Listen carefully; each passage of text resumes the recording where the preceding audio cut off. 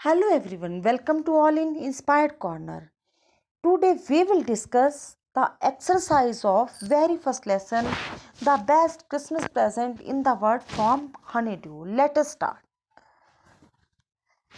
Comprehension check, page number 10. What did the author find in a junk shop?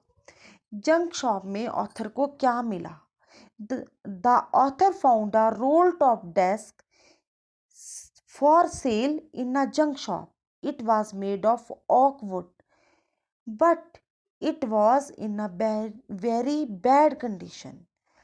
Author को junk shop में एक role top desk मिला जो कि बेचने के लिए था और ये ऑकवुड का बना था, परंतु जो इसकी कंडीशन थी वो बहुत ही खराब थी. Question number 2. What did he find in a secret drawer? Who do you think had put it in there? Secret drawer में क्या था और किसने वो सामान सीक्रेट ड्रॉर में रखा था?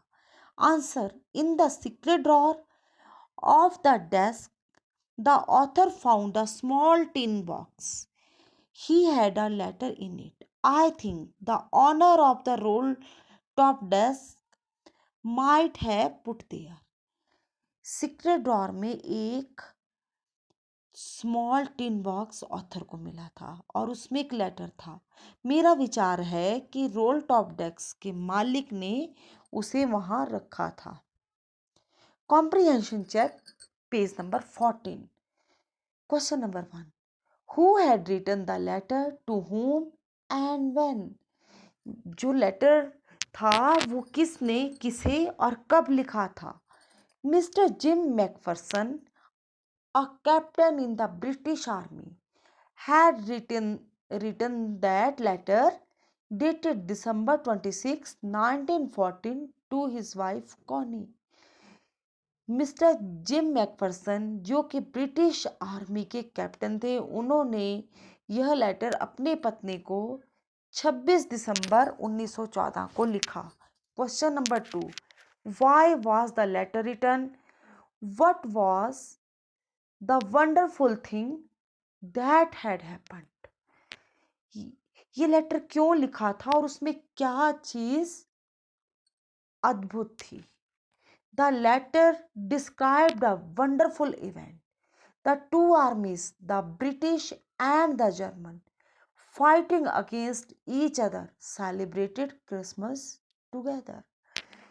इस लेटर में एक बहुत ही अच्छा सा अनोखा इवेंट मतलब घटना डिस्क्राइब की थी. दो आर्मीज, ब्रिटिश और जर्मन, जो कि एक दूसरे के विरुद्ध वार में लड़ रही थी, उन्होंने क्रिसमस को एक साथ मनाया. Question number 3. What jobs did Hans Wolf and Jim McPherson have when they were not soldiers? जब हैंस वॉल्फ और जिम मैकफरसन सैनिक नहीं थे तो वो कौन सी जॉब्स करते थे?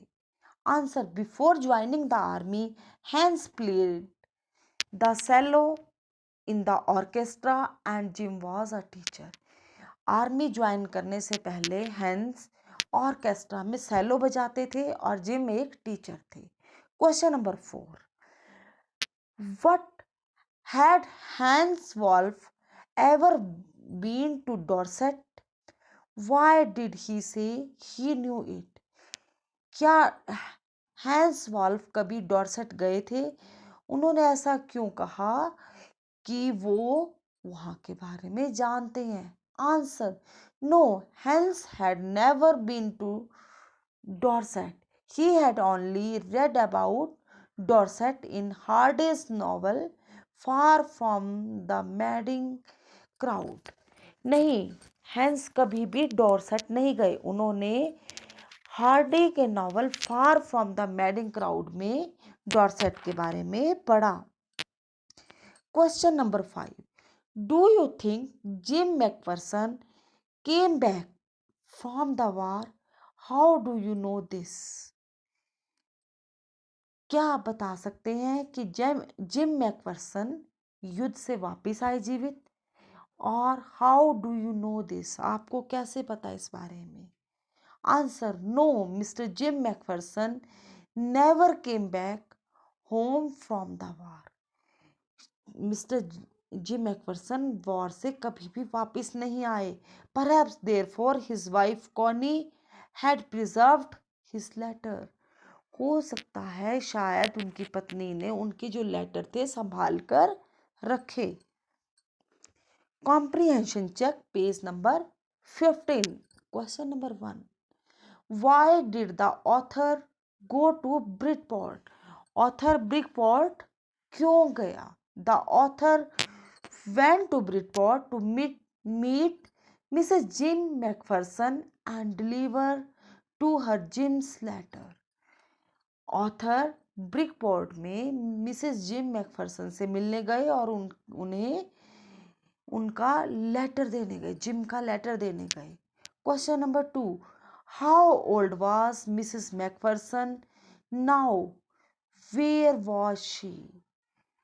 क्वेश्चन नंबर 2, मिसेस मैकफरसन कितने साल की, कितनी उनकी आयु है और वो अब कहाँ रहती हैं? Mrs McPherson was 101 years old. She was in a nursing home.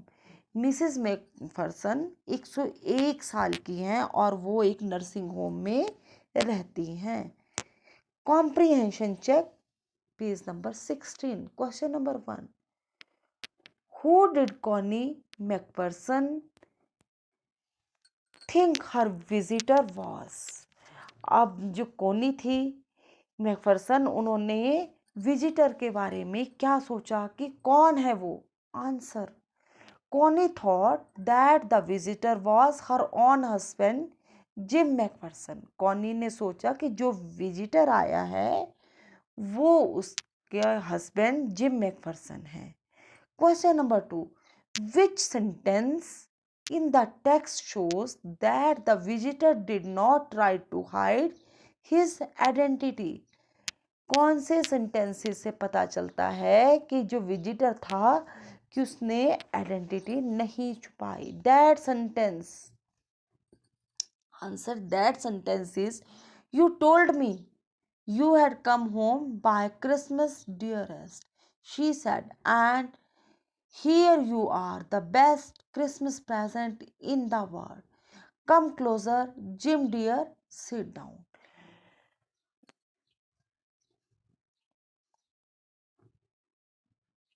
Working with the text.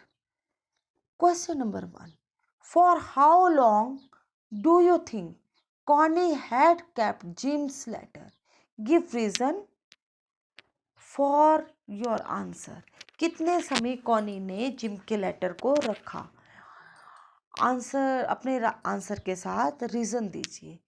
Answer, Connie had kept Jim's last letter till January 25, 1915. The letter was dated December 26, 1940.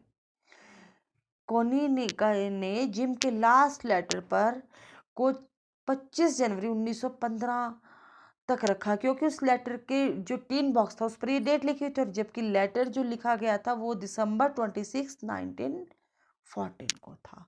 Question number 2, why do you think the desk had been sold and when? आपको ऐसा क्यों लगता है कि desk बिक गया था और कब? Answer, the desk must have been sold when Connie's house had burned. जब कॉनी का घर जल गया था तब ये डेस्क बिक गया होगा। The table had been damaged by fire as well as water. जो टेबल था, रोल टॉप डेस्क था, वो खराब हो चुका था आग और पानी से। Question number 3, why do Jim and Hans think that games or sports are good way of resolving conflicts? Do you agree? Gym और हैंस क्यों चाहते थे कि गेम्स से जो अपने कॉन्फ्लिक्ट्स हैं, अपने जो लड़ाइयाँ इन्हें रिजॉल्व कर लिया जाए, ख़त्म कर लिया जाए। क्या आप भी इससे एग्री हैं? Answer, both Jim and Hans were soldiers, both were warm hearted. They had been they had seen the sufferings of war, so it was natural for them to hate war. They favored a peaceful solution to settle disputes. Games or sports, they said, were good way to resolving conflicts. I also quite agree with them. Hans और Jim दोनों ही soldiers थे और दोनों ही वार से के बुराइयों को और वार के बारे में जानते और दोनों उससे नफरत करते थे, और वे दोनों ही एक शांति पूर्वक डिस्प्यूट को ख़त्म करना चाहते थे। और गेम्स और स्पोर्ट्स जो होते हैं इससे अच्छा वे नहीं होते, और मैं भी इससे बहुत हद तक एग्री हूँ। Question number 4.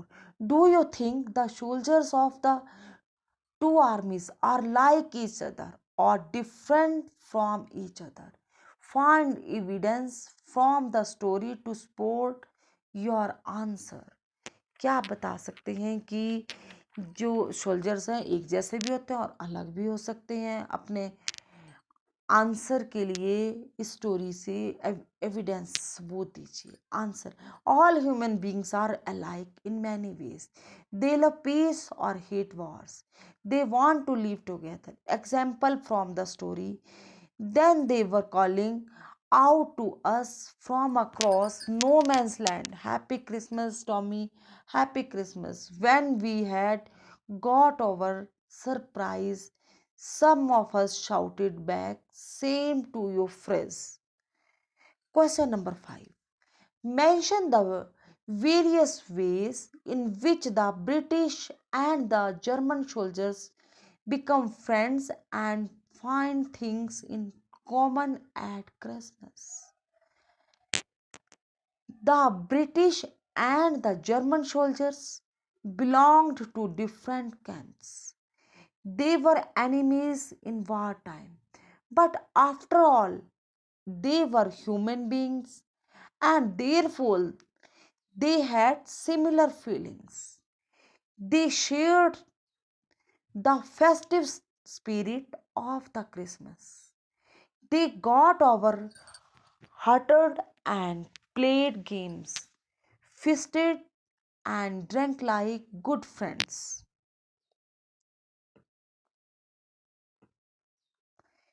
Both hated wars, both were anxious go back to their families at the end of the war. Question number 6. What is Connie's Christmas present? Why is it the best Christmas present in the world? Connie thought that Jim had come back home from war. She mistook the author for Jim. She had been waiting for her husband Jim. So the coming home of Jim was the best Christmas present in the world for her. कोनी सोचती थी कि वार से gym वापस आ गया और वो author को जिम समझ लेती है और वो उसका इंतजार कर रही होती है। और जब ऑथर जिम के पास जाता है तो वो सोचती है कि जिम आ गया है और वो ही उसका best Christmas present in the world था उसके लिए।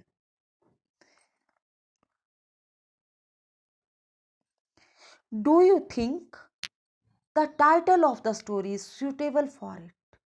Can you think of any other title? Decidedly, the title of the story is most suitable. For the old Connie, no other present could have given her such joy as the coming home of Jim, her husband. Her presumption might be wrong, but she got the greatest happiness to her life.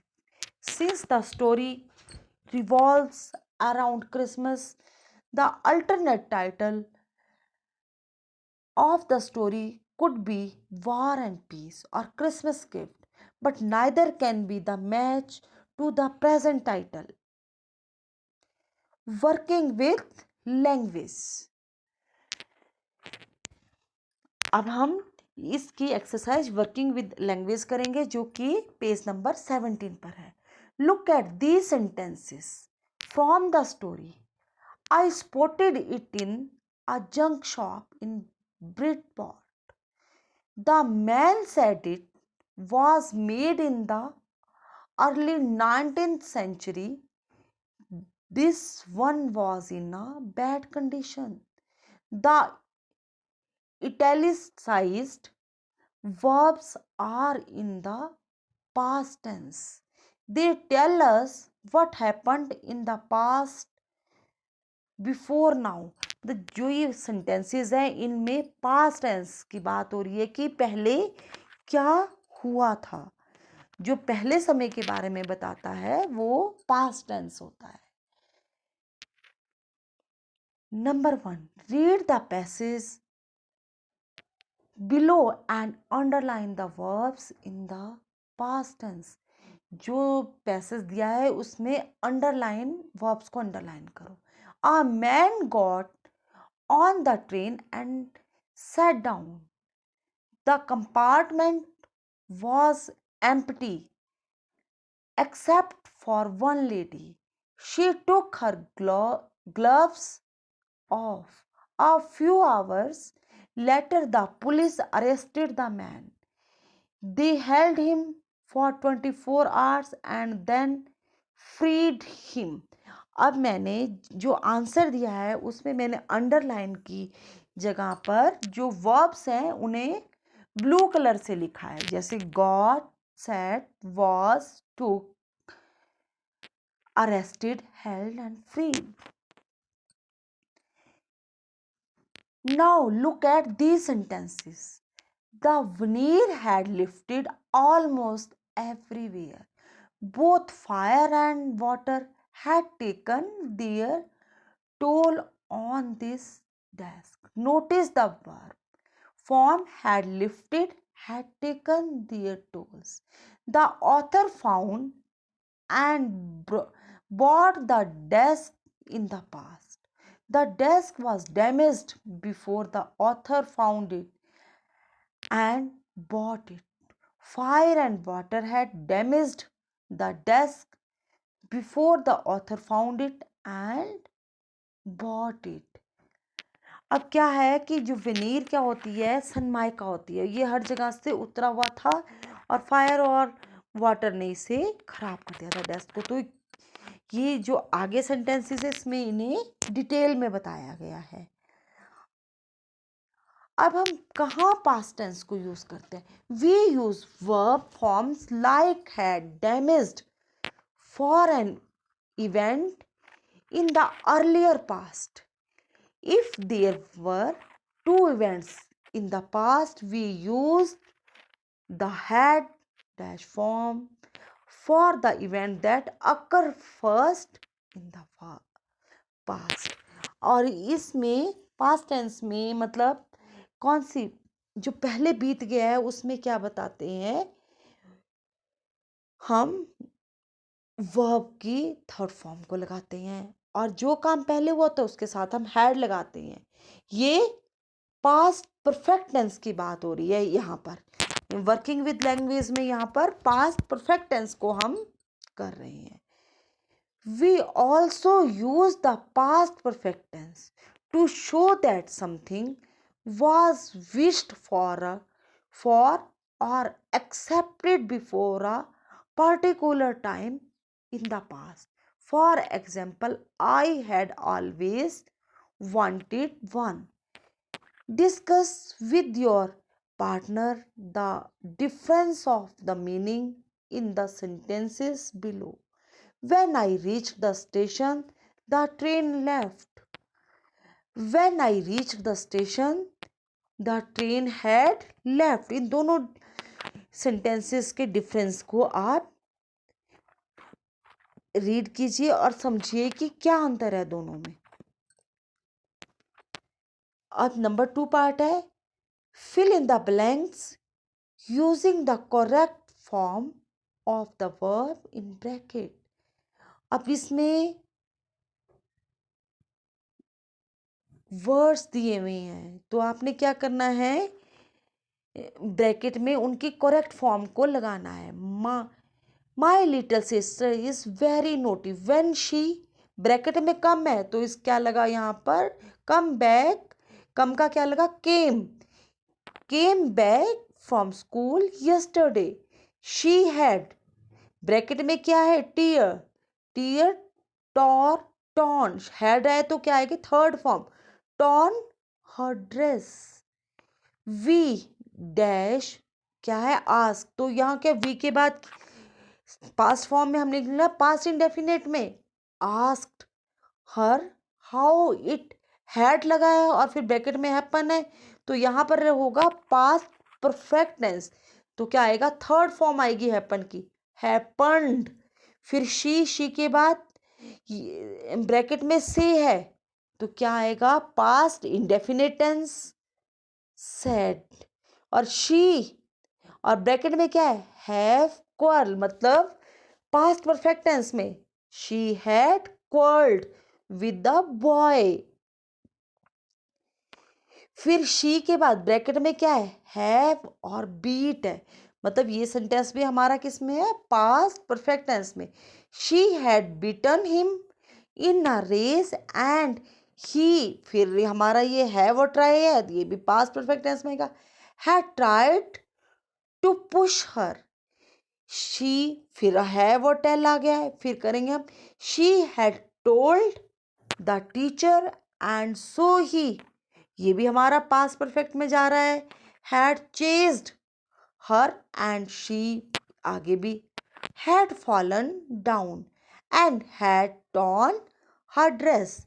जो past indefinite tense होता है उसमें subject के बाद verb की second form आती है और पास्ट परफेक्ट टेंस में वर्ब के बाद हैड आता है और वर्ब की थर्ड फॉर्म आती है। तो जहाँ हमारा सब्जेक्ट के बाद हैड लगा हुआ है वहाँ हमने वर्ब की थर्ड फॉर्म लगाई है और जहाँ सब्जेक्ट के बाद हमारी वर्ब लग रही है वहाँ हमने सेकंड फॉर्म लगाई है। मतलब वो सेंटेंस जहाँ वर्ब के बाद हैड है वो हमने पास्ट परफेक्ट टेंस में सेंटेंस कंप्लीट किया है और दूसरे हमने पास्ट इंडेफिनिट टेंस में कंप्लीट किया है। Underline the verbs and arrange them in two columns, past and earlier. My friends set out to see the caves in the next town, but I stayed at home because I had seen them. आपने इसको खुद करना है, ये आपने underlines arrange करके खुद करना है। B, when they arrived at the station the train had left. They came back home, but by that time I had gone out to see a movie. See, so they sat outside and ate the lunch I had packed for them. D. By the time I returned, they had fallen asleep. अब इसमें क्या है, जो हमने past और earlier past कौन से हैं, पास्ट में कौन से, सेट आउट है, स्टेड है और उधर है अर्लियर पास्ट में वो है हैड सीन है। आपने खुद अंडरलाइन करने हैं पर मैं आपको ये वर्ड्स बता रही हूँ। फिर है सेकंड सेंटेंस में अराइव्ड है और केम बैक है और अर्लियर पास्ट में है वो हैड लेफ्ट और हैड गॉन। सी का क्या है, सेट और एट है पास्ट में और हैड पैक्ड अर्लियर पास्ट है। मतलब अर्लियर पास्ट क्या होता है, पास्ट परफेक्ट। और डी रिटर्न पास्ट है, मतलब पास्ट इंडेफिनिट है। हैड फॉलन ये कौन सा आ गया, पास्ट परफेक्ट आ गया है। अब हम करेंगे डिक्शनरी वर्क और अब डिक्शनरी वर्क है ये हमारी एक्सरसाइज के पेज नंबर 18 पर। By the end of the journey, we had run out of drink water. Look at the verb run out of in this sentence. It is a phrase verb. It has two parts, a verb and a preposition.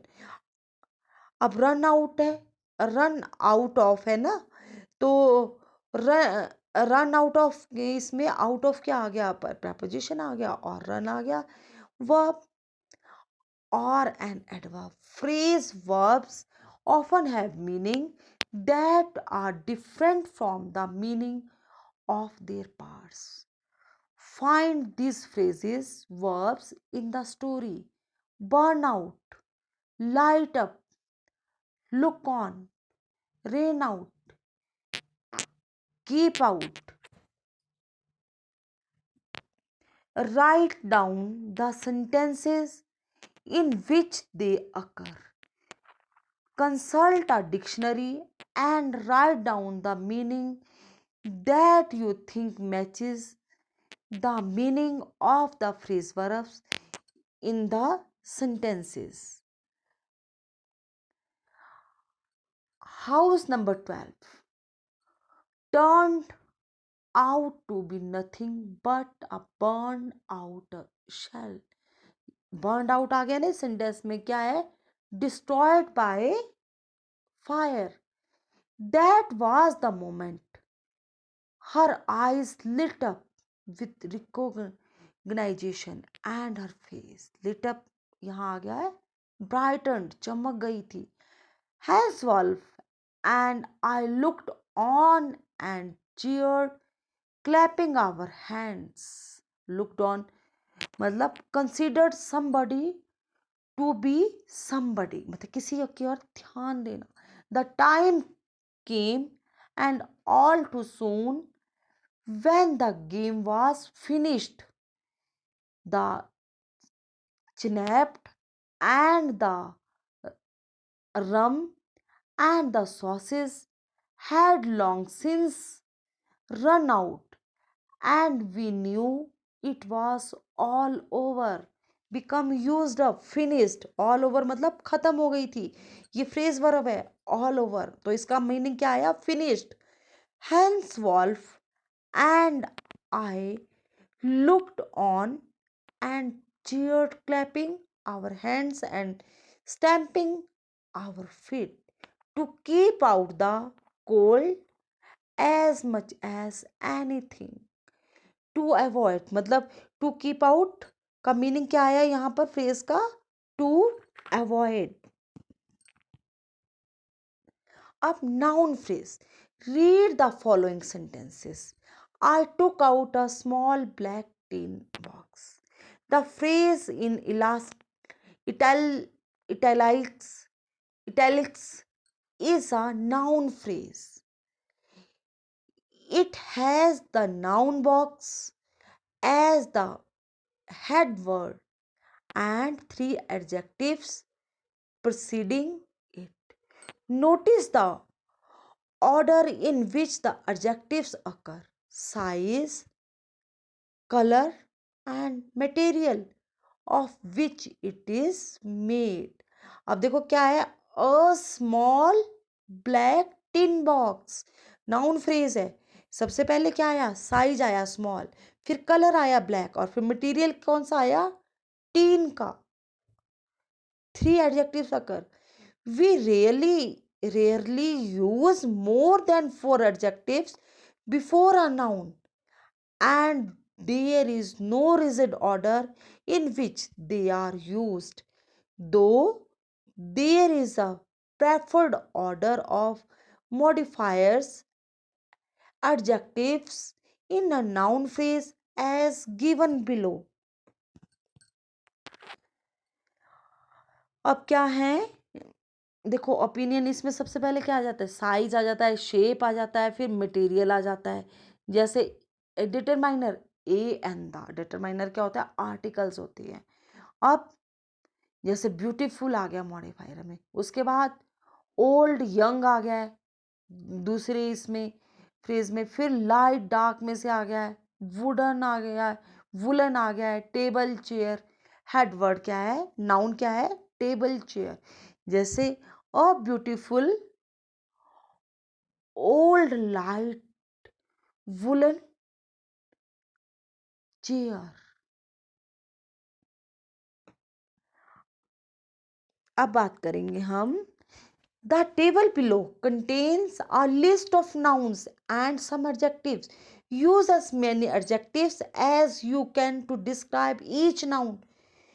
You might come up with some funny descriptions. अब देखो 4 words noun दिए हुए हैं, elephant, face, building और water, और adjectives दिए हुए circular, striped, enormous, multicoloured, round, cheerful, wild, blue, red, chubby, large, medium size, cold. अब हम ये चारों नाउन्स हैं, इनमें हम इन एडजेक्टिव्स को यूज करेंगे. सबसे पहले देखो एलिफेंट में करते हैं.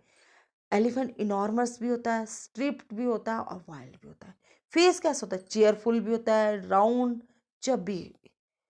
और बिल्डिंग सर्कुलर भी होती है, लार्ज भी होती है, मल्टी कलर्ड भी होती है. वाटर ब्लू होता है, कोल्ड होता है. अब आपको पता लगा ना कि कैसे कैसे इसके एडजेक्टिव्स किन किन वर्ड्स के साथ यूज हो सकते हैं. अब हम करेंगे जो स्पीकिंग वर्क है. स्पीकिंग वर्क है हमारा पेज नंबर 19 पर है, पर ये आप लोग अपने आप अपने घर में खुद से करेंगे, क्योंकि स्कूल में होते हैं तो ये स्पीकिंग वर्क टीचर स्टूडेंट्स आपस में मिलकर कर सकते हैं. पर अब अभी हमारी ऑनलाइन क्लासेस लग रही हैं, तो ये या तो आप गूगल मीट पर अपने क्लास के साथ अपने टीचर के साथ कीजिए या खुद से घर में कीजिए. Number 1, in group discussion whether wars are a good way to end conflict between countries, then present your arguments to the whole class. Number 2, what kind of presents do you like and why? What are the things you keep in mind when you buy presents for other? Discuss with your parents. इस वाले question को तो आप अपने घर में अपने family के साथ भी कर सकते हैं, डिस्कस कर सकते हैं. For example, you might buy a book because it can be read and reread over a period of time. ये वाला जो सेकंड क्वेश्चन है ये आप अपनी फैमिली के साथ भी डिस्कस कर सकते. और फर्स्ट क्वेश्चन आप गूगल मीट पर अपने क्लास फेलोज के साथ इसको डिस्कस करके अपना स्पीकिंग वर्क कंप्लीट कर सकते हो. अब करेंगे हम writing work. Imagine that you are Jim. You have returned to your town after a war. In your diary, record how you feel about the change you see and the events that occur in your town. You could begin like this. आप diary लिख रहे हो तो आप कैसे लिखोगे कि आप वार से वापस आए. 25 दिसंबर 1919. It's Christmas Day, but the town looks. और suppose, अब ऐसे आप स्टार्ट कैसे स्टार्ट करोगे, तो आप ऐसे स्टार्ट कर सकते हो उसको. अब दूसरा question, suppose you are the visitor, you are in a dilemma. You don't know whether to disclose your identity and disappoint the old lady or let her believe that her dear Jim has come back. Write a letter to a friend highlighting your anxiety, fears, and feelings. 25 December 1990. It's Christmas today, but the town looks very much different from what I had imagined it. It has been ravaged by war. Buildings are in ruins and there is graveyard silence. My townhouse burned when it was hit by a bombardment. The events of war have taken a toll of civilians as well as soldiers. I hate the fighting instinct in us and curse the war makers, mongers. Can't we live in peace like brothers? और हम कैसे लिख सकते हैं इसको? 12A Block 4 Dorset August 10, 2009. Dear Smith, I am in dilemma. It seems to be insolvable. I therefore seek your help in making a decision. You know, I had purchased an old desk. Inside it, I got a box containing an old letter. It was written by Jim, a British soldier, to his wife. I decided to deliver that letter to Mrs. Jim at Bridport. I reached her house. She was 101 years old. When I gave her the letter, her eyes lit up. She thought I was her long lost husband Jim, who had come home to keep his promise. She was excited and she kissed me. She didn't listen to what I tried to tell her about my identity. I don't know whatever or not I should tell who I am. I only walked away from her quickly. Given below in the outline of a story. Construct the story using the outline. A young newly married doctor dash dash freedom fighter dash dash ex- excited to the Andaman and Nicobar Island by the British dash infamous circular jail dash prisoners tortures dash revolt by inmates dash doctor Hank dash why waits for his return dash becomes old continues to wait with hope and faith. अब कैसे हम story को लिखेंगे? It was the year 1930. India was a British colony but English education enlightened a section of people. They started fighting for freedom. A young newly married doctor was implicated in a conspiracy case. He was sent to Blackwater's Kalapani. It was a group of islands in Bay of Bengal. Many freedom fighters and revolutionaries were sent there for life. They were put in cellular jail for a few years. They were subjected to torture. The doctor was hanged, but his wife kept waiting for the return of her husband. She grew old. However, her hope and faith did not fade. Thank you, students.